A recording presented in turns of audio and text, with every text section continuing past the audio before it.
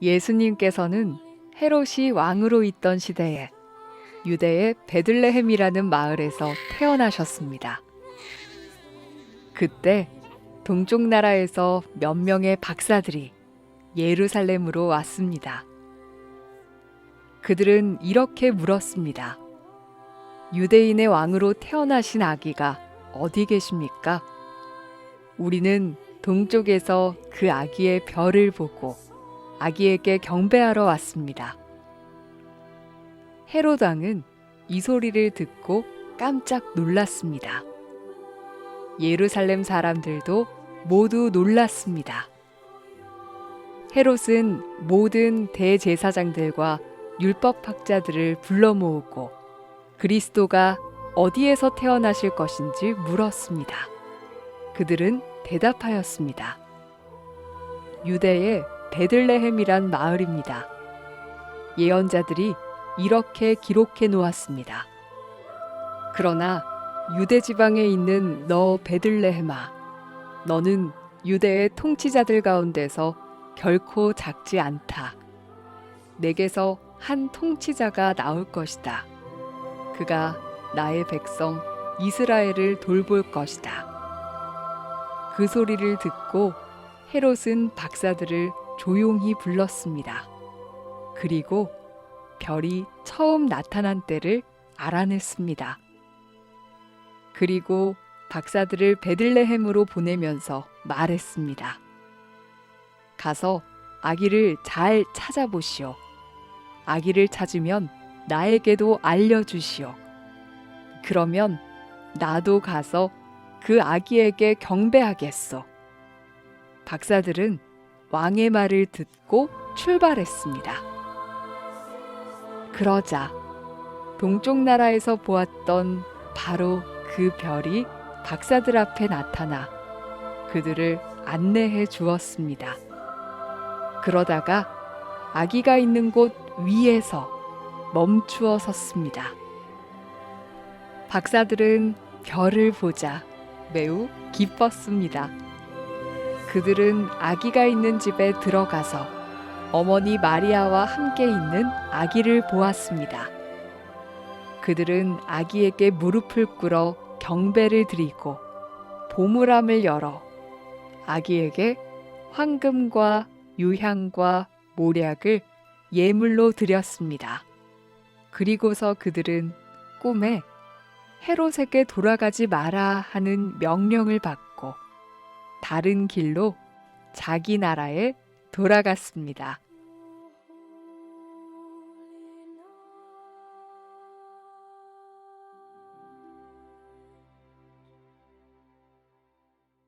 자, 우리 가슴에 손을 얹고 믿음을 고백하고 오늘 하나님께서 저에게 주시는 말씀 듣겠습니다.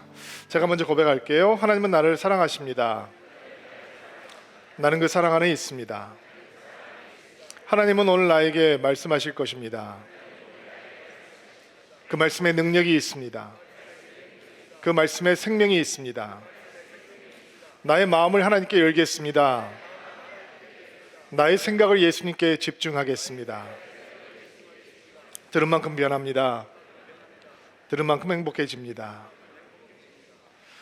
크리스마스 카드에 보면 이렇게 단골로 등장하는 그림이 있죠. 마구간, 그 위에 반짝이는 별, 그리고 마구간의 한가운데 있는 말구유. 요셉과 마리아가 그 주변을 둘러싸고 있고 때로는 목동들이 등장하기도 하는 이런 크리스마스의 네티비티 씬을 여러분들 탄생 그림을 여러분도 보신 적이 있을 겁니다. 사실은 예수 그리스도는 우리에게 하나님께서 보내신 최고의 선물입니다. 아멘이죠. 그 선물을 보여주는 작은 선물들이 예수님의 탄생 기사 안에 등장합니다. 오늘 그 이미지들을 생각해 보면서 좀 은혜를 나누려고 하는데요. 첫 번째 우리가 주목하기 원하는 이미지는 별이라고 하는 이미지입니다.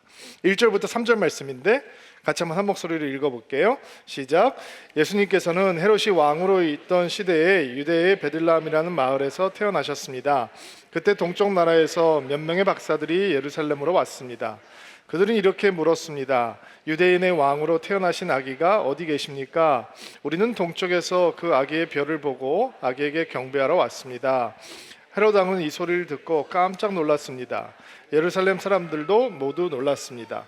동쪽으로부터, 옛날 개혁 성경을 보면 동방이라고 나와 있는데 쉬운 성경은 동쪽으로부터 몇 명의 박사들이 별을 따라서 이 유대 땅에 도착을 했다라고 설명을 하고 있습니다. 보통 우리가 상식적으로 생각을 하면 이 동방 박사가 예수님께 드린 선물이 세 가지이기 때문에 동방 박사가 세 명일 것이다라고 사람들은 추측을 하는데, 성경 기사를 보면 동방 박사가 구체적으로 몇 명이었는지 알 수가 없습니다. 몇 명의 동방 박사가 동쪽으로부터 왔다라고 했는데, 그 동쪽 지방도 사실은 어느 지역인지 바빌론 지역, 페르시아 지역, 이 아라비아 어느 쪽이었지 않았을까라고 추측을 할 뿐입니다.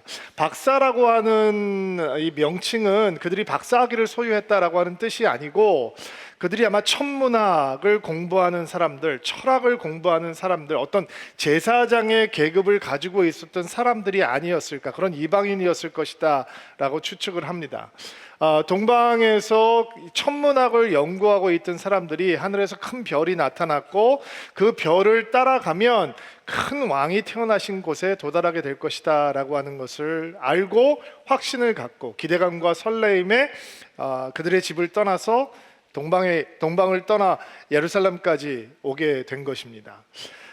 그 당시 여행이라고 하는 게 굉장히 위험한 일이라고 하는 것을 생각해 감안해 볼 때, 아니 도대체 그 별의 끝에, 별이 멈추는 곳에서 태어나신 분이 얼마나 대단한 분이라고 생각을 했기에 그 위험을 무릅쓰고 먼 길을 떠나서 이 자리까지 오게 된 것일까, 우리는 잘 이해가 되지 않지만, 그리고 우리가 천문학적인 지식이 없기 때문에 예수님께서 당시에 태어나셨을 당시에 이 우주에서 어떤 일이 벌어졌는지, 그리고 그 일이 어떤 것을 의미하는지 알 수도 없고 설명을 해 주어도 제대로 이해할 수 없지만, 이 별을 공부하고 있던 사람들은 그 당시 동방세계까지 널리 퍼져 있던 메시아가 도래할 것이다 라고 하는 기대감에 별을 따라서 유대 땅으로 향했던 것입니다. 그리고 유대 땅에 도착하자마자 그들이 처음 찾은 곳은 예루살렘에 있는 헤롯의 궁전이었습니다. 굉장히 상식적인 일이죠. 왕이 태어나실 것이고 유다에 도착을 해보니까 그러면 당연히 왕이 있는 곳에 가서 새롭게 태어나신 왕을 배알하겠다라고 하는 것은 지극히 상식적인 일입니다. 그런데 헤롯의 궁에 도착을 해보니까 거기에 새롭게 태어나신 왕은 계시지 않았습니다. 그런데 생각을 해보면 처음부터 별이라고 하는 하나님의 선물에 우리를 궁전으로 인도해 줄 하나님의 의도는 처음부터 포함되어 있지 않습니다. 그것이 우리가 보아야 되는 하나님의 선물입니다. 별을 따라가면서 그들이 기대했던 것은 궁전이었지만 궁전에는 예수께서 계시지 않았습니다. 별이 왜 우리에게 선물이 되느냐? 별은 우리를 궁전으로 인도해 주지 않고 예수께서 계신 곳으로 우리를 인도해 주기 때문입니다. 별이 우리에게 선물이 되는 이유는 별을 따라가면 궁전을 만나는 것이 아니라 예수를 만나게 되기 때문입니다. 별은 예수님을 찾는 사람들, 예수님을 만나고자 하는 사람들, 예수님의 계신 곳으로 오고자 하는 사람들에게 하나님께서 길을 가르쳐 주시는 하나님의 나침반 같은 선물이었습니다.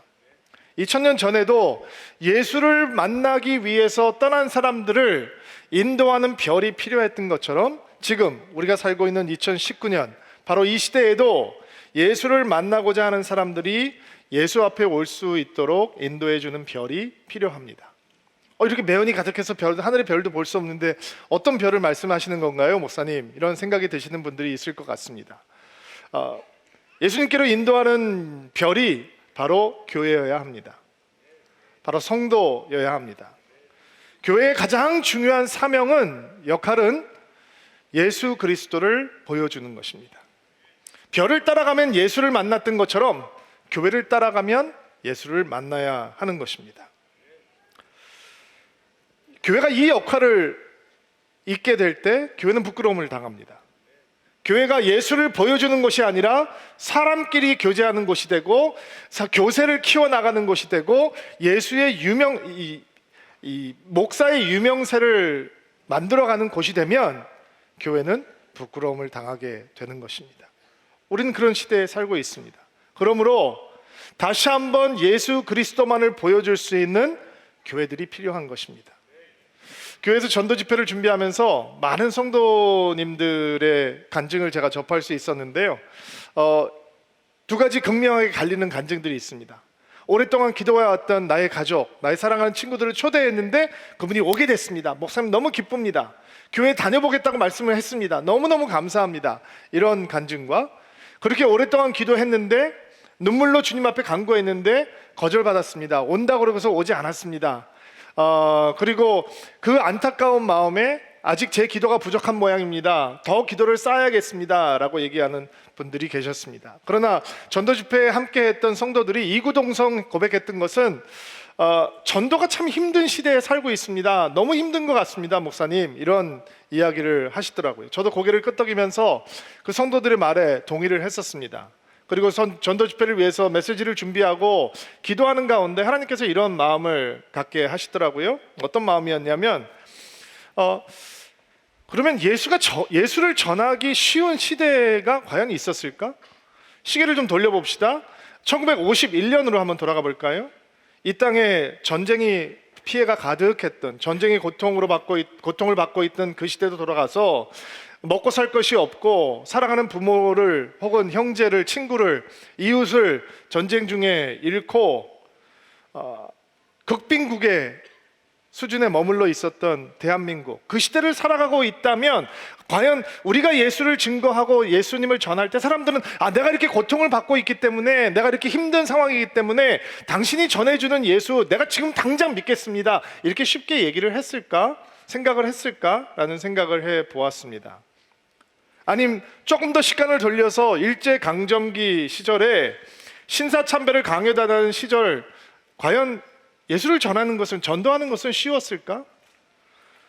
조선을 기도와 눈물로 품고 이 땅을 찾아왔던 선교사들에게 전도는 과연 쉬웠을까? 미신과 무지로 가득했던 이 땅에 거기 갇혀있던 조선 사람들에게 예수를 전하고 전도하는 일은 과연 쉬웠을까? 알아들을 수 없는 언어로 성경을 읽고 알아들을 수 없는 언어로 설교를 하던 중세 교회에서 크리스천 네이션들이라고 그러잖아요. 기독교 국가라고 했는데 과연 그 땅에서 예수를 말하는 것은 쉬웠을까? 아니, 바울에게 전도는 쉬웠을까? 예수님께서 설교를 하셔도 어떤 사람은 예수님의 말씀을 듣고 어떤 사람은 예수님의 말씀을 거부했는데, 하나님께서 하셔도 누군가는 그분의 말을 듣지 않았는데, 과연 예수를 전하기가 쉬웠던 시대가 과연 있었던 것인가? 전도가 쉬웠던 때는 단 한 번도 없었습니다. 사람들은 복음을 향해서 열린 마음을 갖지 않습니다. 그래서 그들에게 별이 필요한 겁니다. 별은 예수가 계신 곳으로 인도를 해줍니다.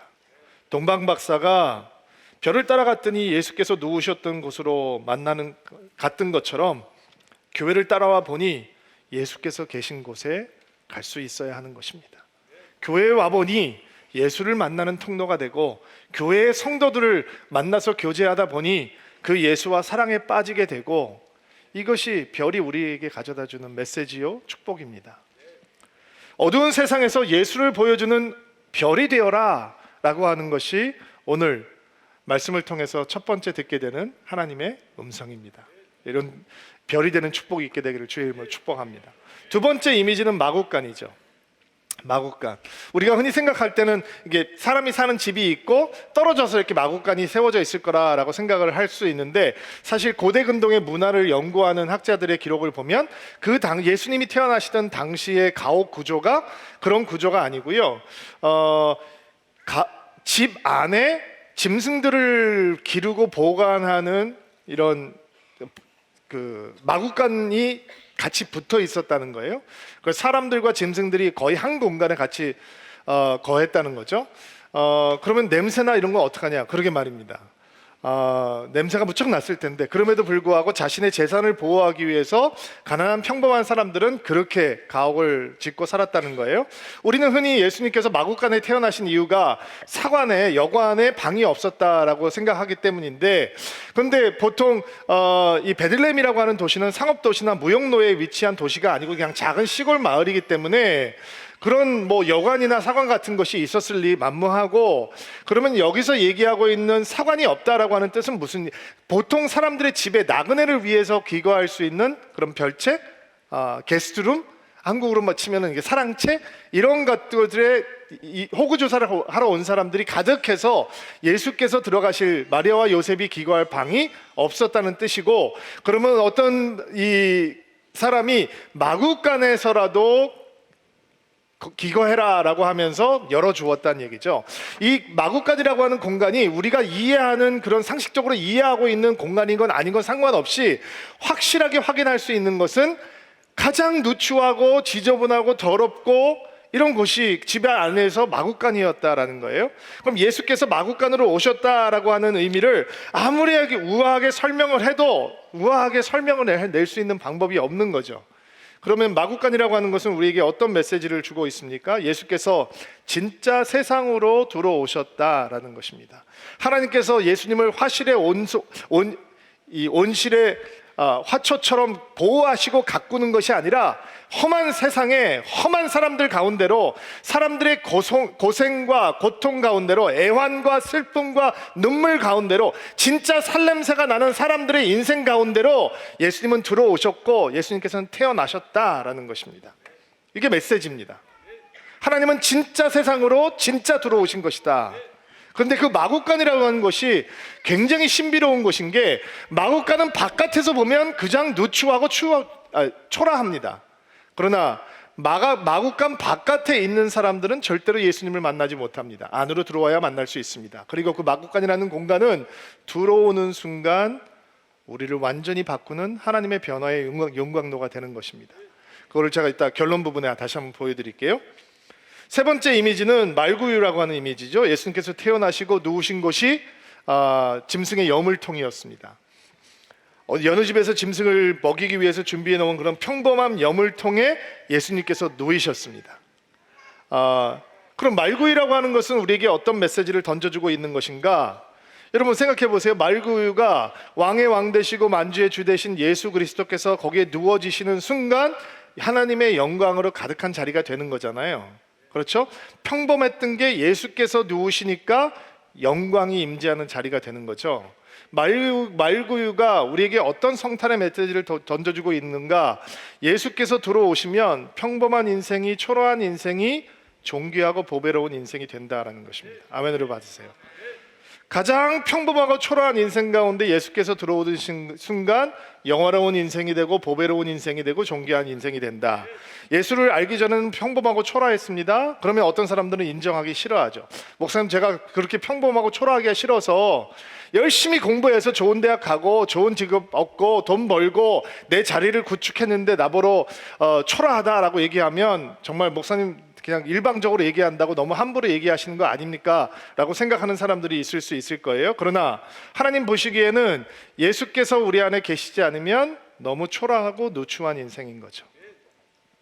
예수께서 오셔야 이 여물통이 예수의 영광의 충만으로 가득한 자리가 되는 것입니다.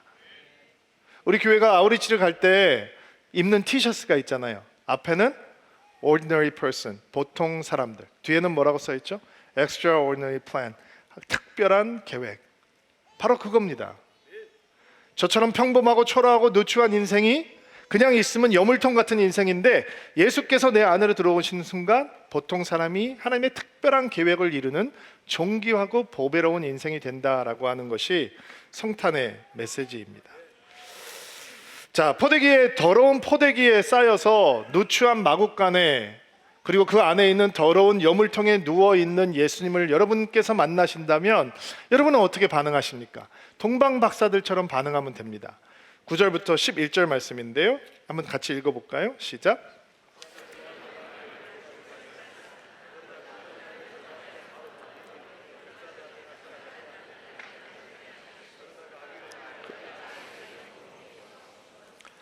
박사들은 별을 보자 매우 기뻤습니다. 11절.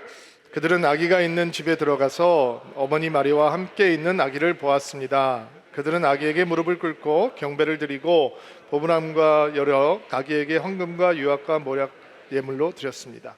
자, 가장 존귀한 분을 만나기 위해서 가장 소중한 것들을 준비해서 동방박사들이 긴 여정을 통해서 별을 따라왔는데 별이 멈춰선 것은 마구간 앞입니다. 여러분 들어가시겠습니까?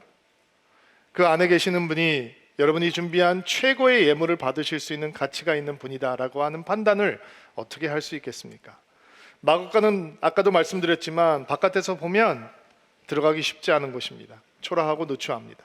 그 안에 있는 말구유는 더럽습니다. 그 안에 있는 아기 예수는 더 초라하게 보입니다. 어떻게 그분에게 반응하시겠습니까? 그들은 기쁨으로 가득해졌다라고 얘기합니다. 예수를 만나는 자들에게는 이렇게 기쁨이 가능한 것입니다. 그리고 그들은 보물함을 열어서 주저하지 않고 그들이 준비한 최고의 예물을 드립니다. 첫 번째 예물이 뭐였죠? 황금이었습니다. 왜 황금이라고 하는 예물을 가지고 왔을까? 너무 쉽죠? 가장 소중한 거 아닙니까? 사람들이 이거 목숨 겁니다. 힘의 상징이요, 권력의 상징이요, 부의 상징이요, 이 황금이 갖고 있는 이미지를 바보가 아닌다면 누구나 다 쉽게 이해할 수 있을 것입니다. 아마 동방의 박사 가운데 이 황금이라고 하는 예물을 준비해 온 사람도 그가 생각하기에 태어나신 큰 왕을 위해서 드릴 수 있는 건 영광과 힘과 부의 상징인 황금이다라고 하면서 황금을 가지고 왔을 것입니다. 그런데 마곡간은 그 안에 들어오는 사람을 바꾼다라고 얘기했죠. 세상에서는 황금을 움켜쥐어야 하는 것으로 생각을 합니다. 근데 마곡간을 안으로 들어오는 순간 황금은 예수 그리스도를 예배하는 툴로 변하게 되는 것입니다. 여러분, 마곡간 안으로 들어오는 사람은 탐욕과 욕심의 굴레를 벗어버리게 됩니다. 마곡간 바깥에 있으면 예수는 황금보다 소중하지 않습니다. 근데 마곡간 안으로 들어오면 황금의 존재는 예수의 존재와 비교할 수가 없게 됩니다. 그러니까 그 앞에 황금을 기쁘게 내려놓는 것입니다. 만약에 우리 가운데 여전히 예수님보다 황금이 더 소중하다라고 느끼는 사람들이 있다면 그것은 아마 마곡간 안으로 들어오지 않았기 때문일 것입니다. 그러나 마곡간 안으로 들어오면 얼마나 존귀하신 분이 우리 앞에 계신지, 말구에 누워 계신지 알게 되고, 우리가 할 수 있는 유일한 길은 그분 앞에 무릎을 꿇고 엎드려 우리의 가장 소중한 것을 주님 앞에 드리는 것입니다. 우리의 재물을 드리고, 우리의 마음을 드리고, 우리의 시간을 드리고, 우리의 재능을 드리고, 나의 전체를 다 받으시기에 충분하게 존귀하신 그분을 향해 모든 것을 드리게 되는 것이죠. 두 번째 예물은 유향이라고 하는 예물입니다. 순수한 향이라고 하는 뜻인데, 구약에서는 향은 대부분 하나님을 예배하는 것과 상관이 있습니다. 사람들이 쓸 수 없고 하나님을 위해서만 쓰여지는 것으로 여겼습니다. 유향은 하나님을 온전히 예배하는 데 드리는 것입니다. 그렇다면 유향을 드렸다라고 하는 것은 무슨 뜻인가? 초라한 마구간에, 더러운 말구 안에 포대기에 쌓인 그 예수께서 그분만이 우리의 예배를 받으신 하나님이시다라고 고백하는 것입니다. 당신만이 내가 예배할 대상입니다 라고 선포하고 있는 것이죠. 세 번째 선물은 모략입니다. 모략은 시신을 장사할 때 쓰던 향료였습니다. 죽음을 준비하는 향이, 여러분, 죽음이라는 게 이 세상에서는 모든 고통과 슬픔의 근원이잖아요.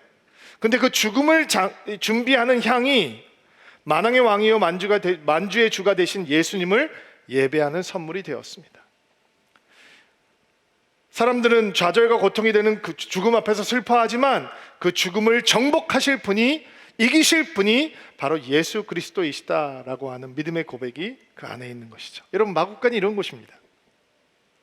탐욕과 욕심이 무너지고 황금이 나를 위한 것이 아닌 하나님을 위한 것으로 변하는 곳, 그것이 바로 마곡간입니다. 사람들의 눈물과 두려움의 근원이 되는 죽음을 마무리하는 모략도 하나님을 향한 선물이 되고, 우리가 가지고 있는 모든 것을 주님 앞에 드리며 오직 하나님만 예배하겠다고 헌신이 일어나는 것, 그것이 바로 마곡간입니다. 여러분, 별을 쫓아다니지 마십시오. 그것이 성탄의 메시지입니다. 별이 가리키고 있는 마곡간 안으로 들어가야 하는 것입니다. 거기 가면 예수를 만날 수 있습니다. 거기 들어가면 하늘을 버리시고 우리를 위해서 이 땅에 오신, 우리에게 생명을 주시기 위해서 이 땅에 오신 예수 그리스도를 만나실 수 있습니다. 그리고 그분이 우리의 왕이 되십니다. 우리는 그분 앞에 무릎을 꿇고 엎드려 경배해야 되며 그분 앞에 모든 것을 드리기를 아까워하지 않아야 합니다. 종모 박사들이 기쁨으로 예수님을 예배했어요. 그리고 하나님께서 그들에게 새로운 말씀을 주시는데 12절 말씀 한번 볼게요. 한번 읽어주시겠어요? 시작.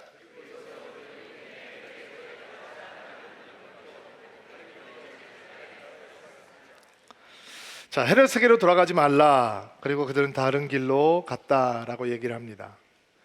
마구간에 들어가서 예수님 앞에 보물함을 열고 황금과 이양과 모략을 바치고 나니, 예수님의 존귀함을 보고 나니 그들은 헤롯의 길로 돌아가지 않습니다. 여러분, 예수님 앞에 무릎을 꿇지 않으면 헤롯 앞에 무릎을 꿇게 됩니다. 예수 앞에 보물함을 열지 않으면 헤롯 앞에서 열어야 합니다. 예수 앞에 엎드려 무릎을 꿇고 경배하지 않으면 우리는 마음을 누군가에게 어디엔가 빼앗기게 될 것입니다. 그러나 예수께 우리의 마음을 드리면, 예수 앞에 우리의 보물함을 열면, 예수께 우리의 인생을 드리면 우리는 헤롯의 길이 아닌 다른 길을 가게 되는 것입니다. 믿음의 길, 생명의 길, 하나님을 만나는 길, 하나님을 드러내는 길, 이것이 성탄의 기사 가운데 받게 되는 하나님의 메시지입니다. 이런 복된 은혜가 성탄을 기뻐하는 우리 가운데 충만하게 되기를 주의 이름으로 축복합니다. 하나님, 오늘 주님을 전심으로 예배합니다. 주님의 오심을 너무 기뻐하고 축하하고 싶었습니다. 우리의 찬양을 받아주시니 감사하고, 우리의 믿음의 고백을 받아주시니 감사하고, 우리의 춤을 받아주시니 감사합니다. 그리고 가슴에 손을 얹고 안수하는 드림인 한 사람 한 사람들을 예수님의 이름으로 축복합니다. 별을 따라왔습니다. 우리 앞에 궁전이 나타나지 않았기 때문에 실망합니다. 그러나 하나님, 우리 앞에 나타난 마국간, 그 초라한 마국간을 바라보며 당황하지 않고 기쁜 마음으로 뛰어들어가는 우리가 되게 하옵소서. 거기에 말 위에 누우신 예수 그리스도를 보게 하옵소서. 그 앞에 무릎을 꿇고 우리의 삶을 드리게 하옵소서. 오직 예수께서만 우리의 왕이 되시고, 오직 예수께서만 우리의 주인이 되시며, 오직 예수께서만 우리를 다스려 주시옵소서. 하나님, 성탄의 기쁨을 주님과 함께 온전히 나누고 기뻐하는 한 주가 되기를 소망합니다. 우리의 손을 붙들고 주께서 우리와 동행하여 주옵소서. 예수님의 이름으로 기도하옵나이다.